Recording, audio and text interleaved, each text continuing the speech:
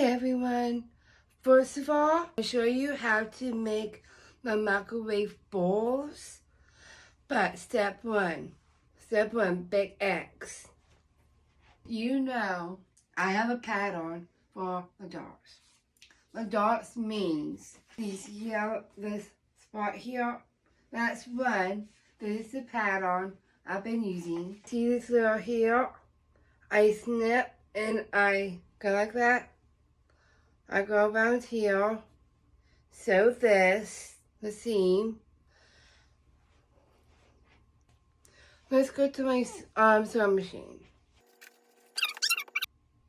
Doing this here. I go right in here. Alright, I just now finished doing these ones here all the way around. And it looks like this. It's making progress, you guys. And now I have 2 of these. All I have to do is to pretty side to pretty side. And now I also pin this around, and I have to leave an opening.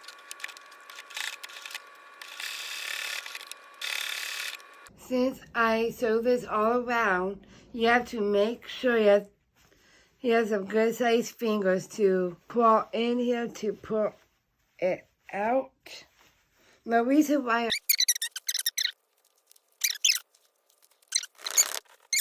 and now you have to use, if your finger doesn't work, chopstick is better. If you want to find this chopstick, they have it from grocery stores, from like sushi area.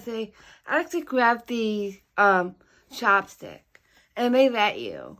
So if you want to do that, that's an option. And it now looks like this, people. Now you have to press it into iron. That's the next step. After I finish ironing, the final step is finally here.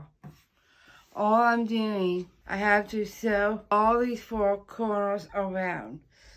And the main thing, back stitch to make sure it will not pull apart.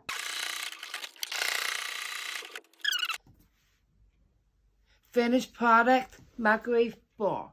And it's microwave safe